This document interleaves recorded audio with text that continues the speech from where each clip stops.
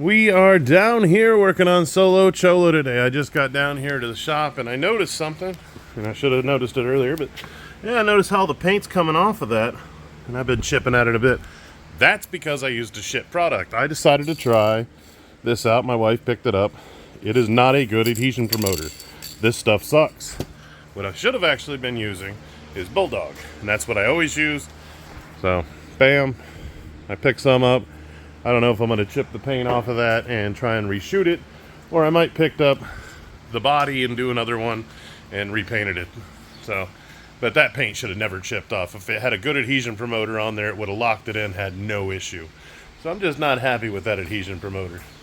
That's some crap. I'm not even sure where I left off talking to you. Today has been nothing but like a fist fight. Over and over, back and forth with one plastic line. I put this plastic line, I'll show you the line right here. So it's kind of like just hanging out over here.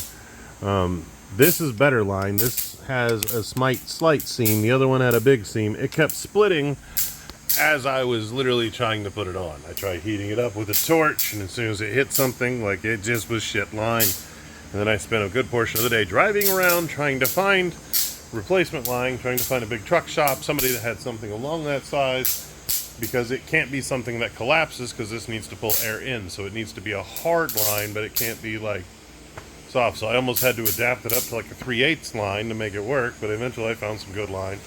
I still haven't got it all the way together, but it has been, this is the same problem I had when I took a few days off and we went and did all the welding on everybody else's stuff. This is the same problem I had when I was getting pissed. So at least I've replaced the line, so hopefully it'll be easier. I don't know if I'm going to keep trying on it. Right now I just got it tucked into the frame and tucked up kind of where it needs to be, but kind of not where it needs to be. And I got to move the air box again to put it where it needs to be. And I'm, because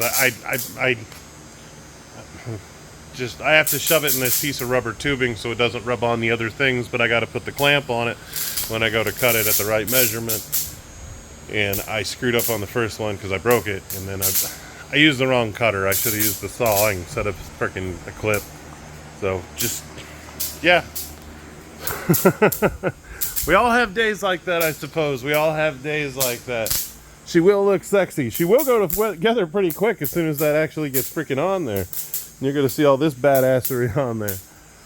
Man, it's just been freaking... Yeah, I know some of y'all understand, but sometimes you just have those days to where you just want to fucking throw something, just kick its ass, and you got to remember that you can't.